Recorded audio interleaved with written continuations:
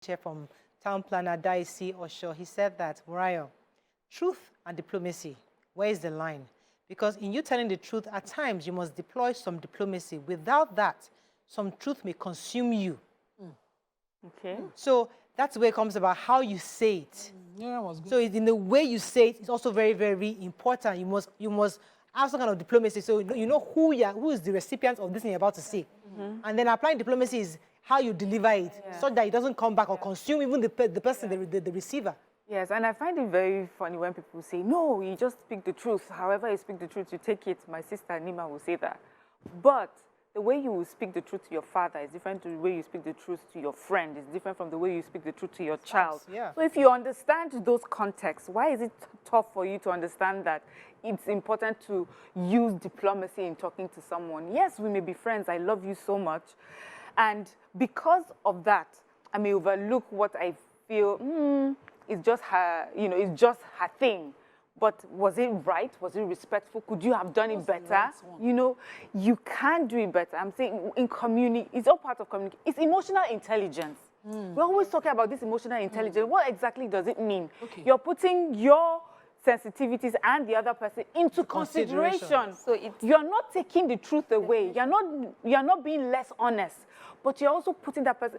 See, I have a friend who has, who's not feeling well. Because she's not feeling well, she did something I did not like. You think I'm going to come at her with all the anger? No, because I understand where it's coming from. But it still hurts me. Sis, what you did hurt me. I know it's because I still pass across my heart and the truth. Okay, you were not but I put into consideration what people talk to you, they listen to respond. Yes. They count gestures, they count facial expressions, they count pitch. As they're talking to you. Okay, you have avoided the conversation. You cannot have it in the right frame of mind, maybe because of the way and time and manner that thing was done to hurt you.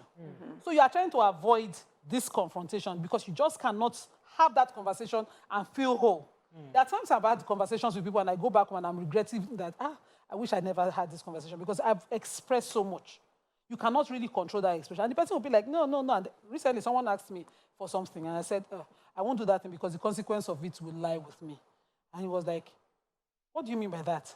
I said, no, the last time you made me do things like this, they were not really, they were for your convenience and for my inconvenience, and I don't think I should continue. What do you mean? I've been supportive of you and all of that. I'll be like, okay, do you need examples? Because me, I will give you date and time. So I gave you date and time, I'll be like, so you not forget that in that time. You were not listening. No, I you were not listening. I don't keep date and time. No, the truth is, were you listening so that we can have a good relationship, or you were just looking for a way to nail the person, really? Because the reaction that day made me wish I never said anything. I know what. If just kept going, I'd be like, please, can we just leave it? Because I don't appreciate you coming at me with suggestions that, I only know we pay you. I think it's always one-sided. I didn't want to actually say it is. Because maybe because of the relationship is one elderly, younger person thing. I just wanted to avoid it. But you won't let it rest. And then I open up and you'll be like, it's not normal. Child of your age should never ever say such a thing. Excuse me? Do you want to hear this thing or you don't? Leave me, really. So leave me and let me quiet my quiet. That's an interesting perspective. Let me take this call from Niger State. Samuel, thanks for calling, Samuel. You're live. I think we lost that call. Toby, you want to jump in? Yes, I think that quite a number of people are not ready to put in the work required to get emotionally intelligent. So we will just see it as this is how I am and excuse that behavior as one of those things. But when we're able to really sit down and say, this way I'm behaving, I need to sit down and deal with it. Because there are some places that you really cannot react in a particular way. And so you are doing that in some other instances. Why are you doing that? Why are you not giving it hot as you are giving it hot? You see? And the definition of emotional intelligence is that it is the ability to manage both your own emotions and understand the emotions of people around you. So that buttresses when you were saying that even though the person wasn't feeling fine, you were able to you were hot, yes, but you were able to manage it. And I think a lot of people have not still gotten to that position of managing their emotions. And I think we should not make this also about the fact that we're just being, I think in every conversation, also go with this in mind that it may still not be received as no matter how well you arrange, it may still not be received or appreciated. You know, someone may still misunderstand you. And so that's where I say relationships matter. If that person means something so much to you, you can always go back and have another conversation. But if someone has already made up their minds about you, whatever you say, however you say it, it will be a problem. So always have that at the back of your mind. And then when you are leaving that conversation, knowing that I have spoken my truth and I was not disrespectful in this conversation. Let me take this call from Kalechi. It's calling from Shasha. Thanks for calling, Kalechi. Morayo and Co, good morning. Morning. Good morning. Can you hear me very well? Go ahead. Morayo, a bottle of Coke for this kind of topic where you bring. You see, let me tell you something, Morayo. There are so many dimensions to this topic. This topic is very, very important. See, I would suggest, please bring an expert to talk so much on this topic, especially the issue of truth and diplomacy is very, very important. Because I am really seriously battling with what I just said.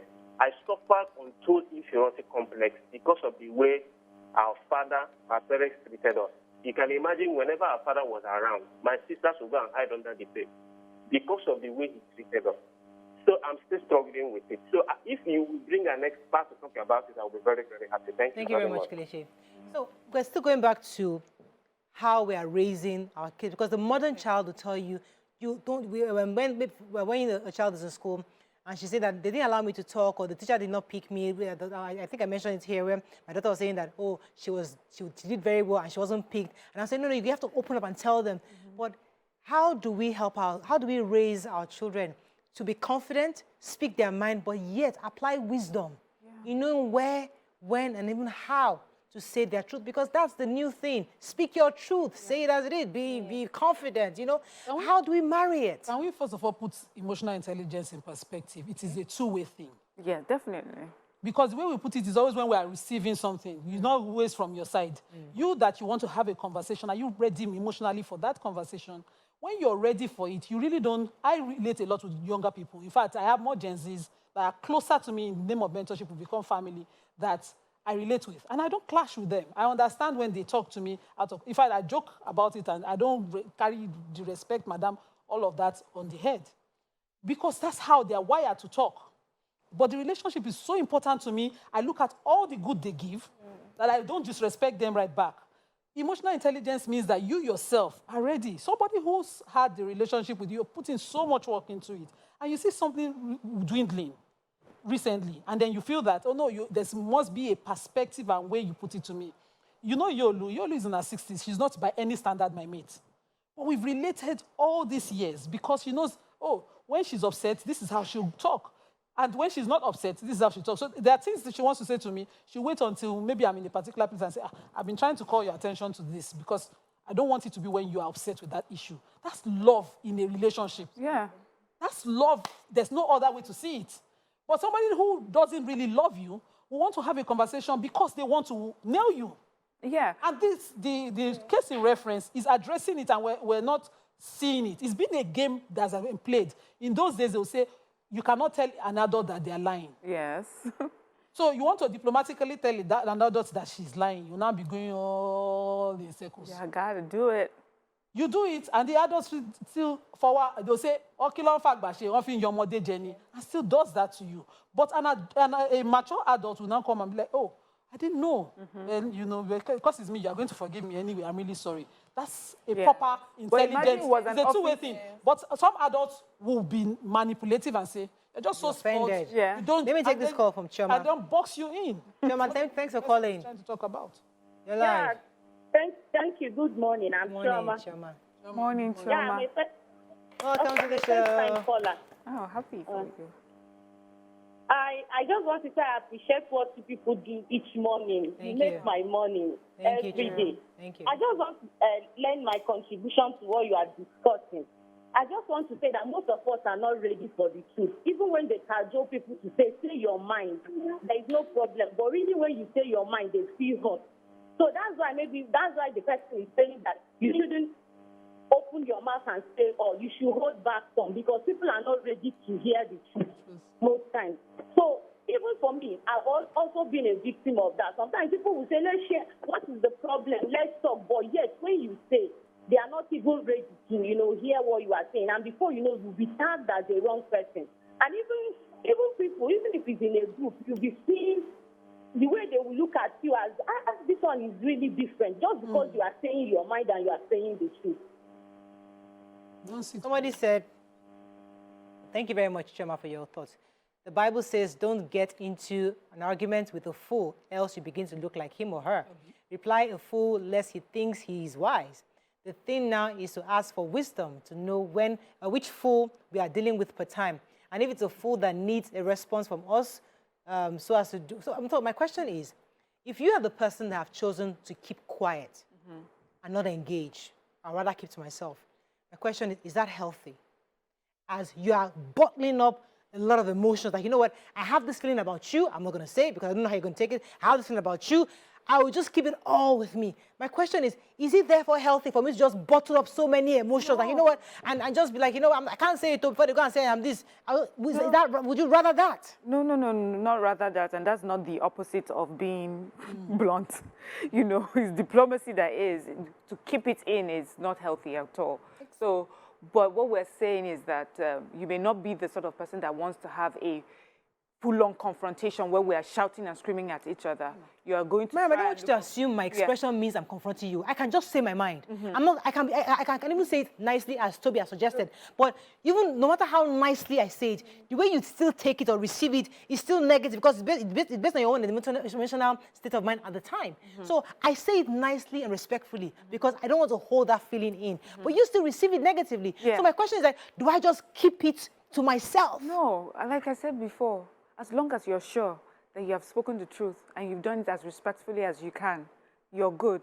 That person now, it's on the person now to come to you and say, if the person is respectful, I did not like the way you spoke to me, you know, you should have called me aside. Or, you know, you should have called me aside. Or, I feel like you were targeting me. What did I do to you? And then you can say, no, I didn't mean to target you, this and this. So it gives you now another opportunity to have that conversation. But to hold it in is not, nobody is asking that. And to say that because someone did not receive your message in the way that you wanted to, should stop you. Do you understand? I spoke to her and she did not just say, oh, thank you. You need to understand that nobody really likes being criticized. Nobody really likes being put on the spot and called out, especially when you do not expect it. Imagine I have left here today and I think Morayo and I are cool. Then I sit here tomorrow morning and she tells me off. I'm like, where did I come from? My first response is anger. Even if I don't express it with words, I'll be angry. Some will call it tough love when it comes to parent-child. We discussed it recently. Yeah, but so father will just tell you, are you this silly person? Are you one who's sleeping around? You know, they're just saying how they feel. But the parent got in trouble just yesterday. We discussed it. The parent was telling their child about the iPhone. It's the same thing. It's still telling you my mind. As a father, I'm telling you my mind that do you want to be sleeping around for iPhone 8? It's the same concept. That the respect. So as emotional intelligence still is that you know where you are goofing before you ask for a conversation. So you're not listening to the person. Oh, for instance, I had done something to upset Toby. And then I come to Toby, Toby, why are you frowning? Is it because I talked to you that time? But in my mind, I'm not admitting that I have offended her. I just came to poke her. Do you understand? And then when she goes up, like, see this one, I never finished with you. You know, I go show you, that kind of a thing. If, for instance, I come to Toby, I'll be like, I thought I was doing something right, but I feel that it's offended you. I hope I didn't offend you. And Toby goes, yes, it actually offended me. Or maybe she then loses, you offend me, die. I hated the way you spoke to me. Or maybe her voice now goes a bit speech higher, a third person hears. Am I admitting that, I would not do this again? I didn't like the way you made her feel. You're still insisting on the fact that the other person has to make sure that you're good with it. That's where I'm going. Because that's why we're having this conversation, is how the other person receives it. There's a saying in my place, my mom used to emphasize, whatever you say is what that can be held against you. Good. Whatever you think. Even my people in Ibie will say, Ibie, like you're friends with somebody, but only you know in your heart. As in, your conditions or, you know, these words sort of prepare you to just keep things more than have this conversation. You know? But do you know something with Minima? Do you know that the loud ones, Toby, let me let you jump in here. The loud ones seem to get the more respect. Those are who come in and say, listen, don't try me. That person, you can't try that person. You know, she will tell you as it is. She'll drop it as hot. And because of that, they earn a lot of regard, respect, even for their colleagues, for their friends. I'm just saying that the perception, we see is that. Are you sure? Those are the ones that are always blindsided by the lack of support when they expect support. Because you run around, you run through people like a burning hurricane, and you pass. And you think, I've put them in their places, everybody is good. Then something comes up, and then you're surprised that you do not get the support that you had put fear, because you put fear in people, you're not getting the support. And then someone you feel, that one that hardly ever shows up or hardly ever talks or anything, is getting the support. People always remember how you made them feel. Forget the words. Yeah, when the last time I was with now. you, how did you make me feel? It's the same way. Until if someone comes back to you and you apologize, it's okay. See, the first time, we're not saying this conversation thing is perfect, that will always be perfect. Sometimes we will mishear without meaning to. Yeah. As long as we can come back and say that we're sorry and we move on. But you also need to know that we do have enemies. We have people who do not like us. We have people who are waiting for us to make a mistake so that they can hold it against us. You're in an office environment. There are some people who want your position. There are some people who think you're getting too much attention from maybe top management or something, and they want to be in that position. They are constantly waiting on you to make a mistake in the words that you say. How would you deal with that? You're not going to... Don't you think it's better not to say anything to such a person? No. Okay, let me pause you. You have to speak. Yeah. Okay, You have to write a communique, you have to write something, and they will use it against you. But that does not mean that you will not speak. You have to do your job. But you do your job, somebody's... Okay, wait. Tommy will jump in here. Let me take Charles and I'll come to Toby. Charles, thanks for calling. You're live from Ikorodu. Good morning. This is my first time calling. Welcome to the show. Yeah, my name is Charles from Ikorodu. Yes. Basically, I was watching your program just now. I think the conversation here is that we are trying to have a perfect discussion with people, which is not possible. Yeah. Right? So I think what we should encourage people to do is they should work more on their presentation, but don't expect a perfect acceptance of whatever you want to tell people. Because no matter how you present it to people, some people will still definitely not going to take it the way you want them to take it. And you can't take that away, right? So looking out to have a perfect conversation with people, I think it's something that is impossible. It doesn't exist anywhere, right? Yeah. So what we can just do is just to also encourage people to work on the way they present. Regardless of how you present it, it doesn't still matter anyway. Okay. Thank you very much, Charles. Go ahead, Toby. So I'm thinking, is it possible that if you're speaking with somebody and the person doesn't agree with you, can you escalate it? So, for instance, within the work environment, because sometimes that kind of like reduces the back and forth among colleagues. So if you have, maybe you do something to me and I don't like it, and I've told you about it once, twice, in the kind of instance when you're sending it to HR, as a matter of let's address this professionally, it may now mean that, yes, you're speaking your mind, but people can now be wondering that they don't go to court and come back and remain family. I mean, now you wrote to HR over something we could have discussed. And see the matter. No, she says you have discussed it a few times and you're not agreeing. That thing is still persisting. And so that brings me to this conversation that sometimes, even within marriage, you may choose, maybe you get me upset in the place of work and I don't want to address you. I probably might get home to speak with my husband. Okay. Right? Yeah, it's okay. So, how is it that if someone gets you upset, you can speak with a third party, right? As against addressing it because you don't want to emotionally engage. Yes, and have the back and forth that is involved within those conversations. And because we need to put in perspective, if you're talking to a colleague, maybe easier. What if it's a boss? Give you comments on social media because you have to wrap up. Yeah, you're absolutely right. Boss relationship is a really that angle to this conversation. William Davis says freedom of speech is between you and your government, not between people around, because people hate to hear the truth, no matter the way you present it. Ogumola Emmanuel says, and again, if you delicately say the truth, you lose the effects and essence it is supposed to have. Being emotionally intelligent is truly important, but I still find it hypocritical to mice the truth. Truth is truth. If it is not whole. Anymore? Chichi Unscripted says, my husband would rather say nothing at all and just avoid you. Me, I will talk.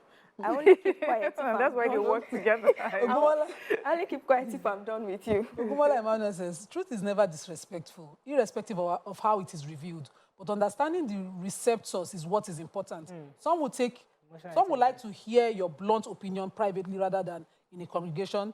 There are delicate ways of discussing hard issues.